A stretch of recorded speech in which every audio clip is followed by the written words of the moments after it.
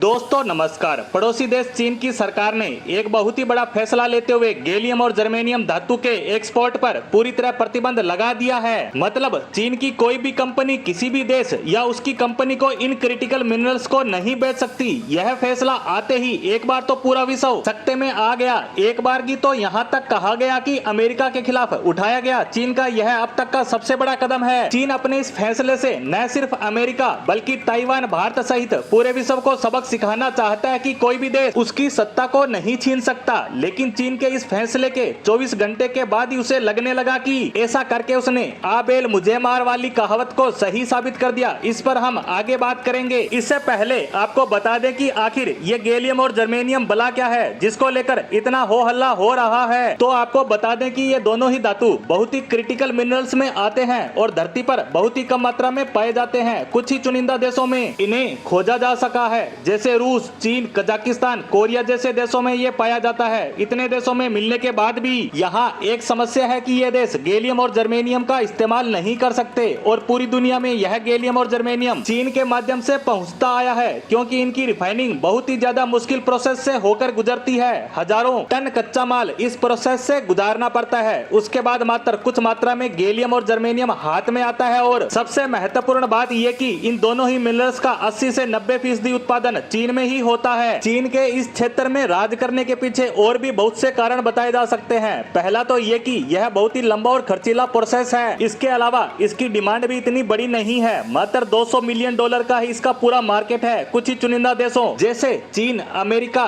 Korea, Japan और कुछ चुनिंदा पश्चिमी देश ही इसका इस्तेमाल कर सकते हैं। इसीलिए इतना महंगा और लंबा प्रोसेस वही देश करता है जहाँ इसका इस्तेमाल होता है। और अब तक सबसे ज्यादा इस्तेमाल चीन में ही किया जाता है। आपको एक बात और बता दें कि भले ही इसकी मार्केट $200 मिलियन की है, लेकिन ये $570 बिलियन को कंट्रोल करते हैं। यहाँ आप ये कह सकते हैं कि अगर आपके पास ये दोनों धातु यानी गैलियम और जर्मेनियम है तो आप पूरी दुनिया को अपने इशारों पर नचा सकते हैं। इससे आप पूरी दुनिया को ठप भी कर सकते हैं। वो कैसे, तो आपको बता दें कि आज के समय में हर एक इलेक्ट्रॉनिक प्रोडक्ट में सेमीकंडक्टर चिप का इस्तेमाल होता है। एक गाड़ी की बात करें तो उसमें हजारों की संख्या में इनका इस्तेमाल किया जाता है, जो उसके हर पार्ट को आपका इशारा मिलते ही अपने काम पर लगा देता है। जिस तरह से एक गाड़ी बिना सेमीकंडक्टर चिप के अधूरी रह जाएगी, उसी तरह सेमीकंडक्टर चिप का निर्माण भी गैलियम और जर्मेनियम के बिना नहीं हो सकता। आज के समय इन सेमीकंडक्टर चिप का इस्तेमाल छोटे छोटे खिलौनों से लेकर बड़े बड़े हवाई जहाज में होने लगा है। और अगर इन धातुओं को कंट्रोल कर लेंगे तो पूरी दुनिया में सेमीकंडक्टर चिप का निर्माण ठप हो जाएगा। और यही सब करने के लिए ही चीन ने इन पर प्रतिबंध लगाया है, क्योंकि बहुत सी सेमीकंडक्टर चिप बनाने वाली अमेरिकी कंपनियां चीन में अपना व्यापार बंद कर भारत और अन्य देशों की तरफ रुख कर रही है। जैसे माइक्रोन ने हाल ही में भारत में प्लांट लगाने की घोषणा की है, वहीं चीन ने प्रतिबंध तो लगा दिया, लेकिन उसे ये नहीं पता था कि भारत में भी पिछले कुछ सालों से इन धातुओं की रिफाइनिंग बड़े लेवल पर हो रही है। और चीन के बैन लगाने पर पूरी दुनिया में सबसे पहले भारत की तरफ से ही बयान आया कि चीन के इन प्रतिबंधों की वजह से उसे कोई फर्क नहीं पड़ने वाला, क्योंकि कुछ ही समय पहले भारत में 30 से ज्यादा धातुओं की खोज हुई जिनका इस्तेमाल भी सेमीकंडक्टर चिप बनाने में किया जाता है। और चीन कल को इन पर प्रतिबंध लगा दे तो भी भारत को इससे कोई फर्क नहीं पड़ता।